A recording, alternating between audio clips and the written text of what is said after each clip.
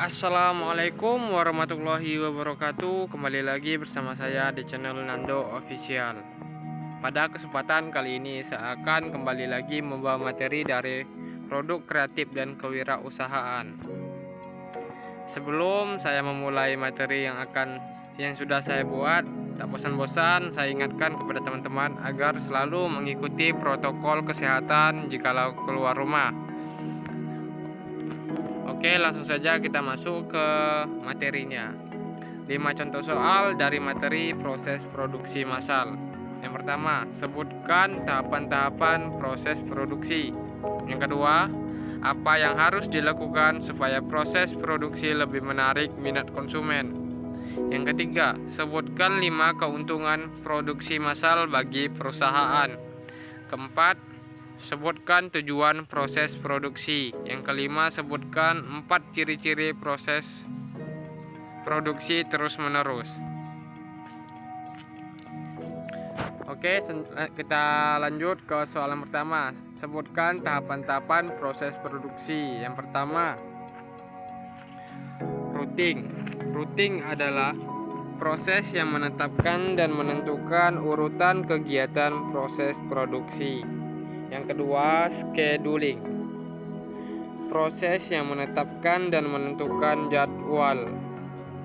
Yang ketiga, dispatching.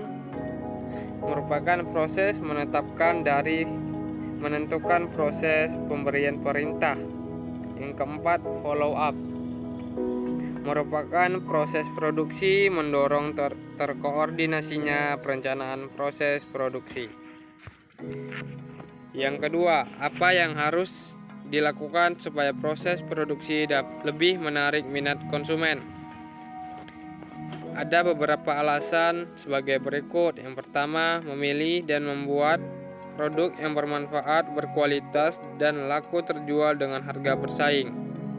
Kedua, membuat desain baru dengan harga terjangkau. Ketiga, membuat produk lebih cepat dan mudah. Dan keempat, memilih dan menentukan wilayah pemasaran yang menguntungkan. Yang ketiga, sebutkan 5 keuntungan produksi massal bagi perusahaan terhadap suatu produk. Yang pertama, tinggi tingkat produksi mengurangi waktu siklus. Kedua, tinggi utilasi kapasitas karena keseimbangan lintasan. Ketiga, operator kurang terampil yang diperlukan. 4, rendah proses inventarisasi. Dan yang kelima, manufaktur biaya per unit rendah.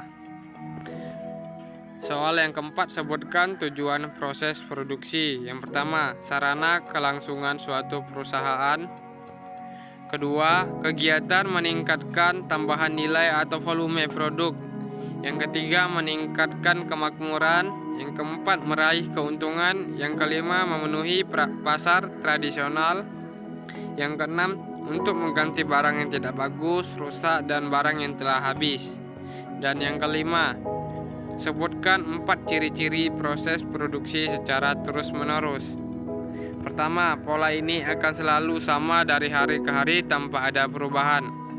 Kedua, penyusunan peralatan produksi atas dasar arus urutan pekerjaan dari bahan mentah menjadi produk akhir. Ketiga, mesin-mesin yang bersifat khusus untuk menghasilkan produk tertentu. Dan yang keempat, pengaruh operator kecil. Oke, sekian yang dapat saya sampaikan. Jikalau saya ada kurang, mohon dimaafkan. Wabillahi taufik wal hidayah. Wassalamualaikum warahmatullahi wabarakatuh.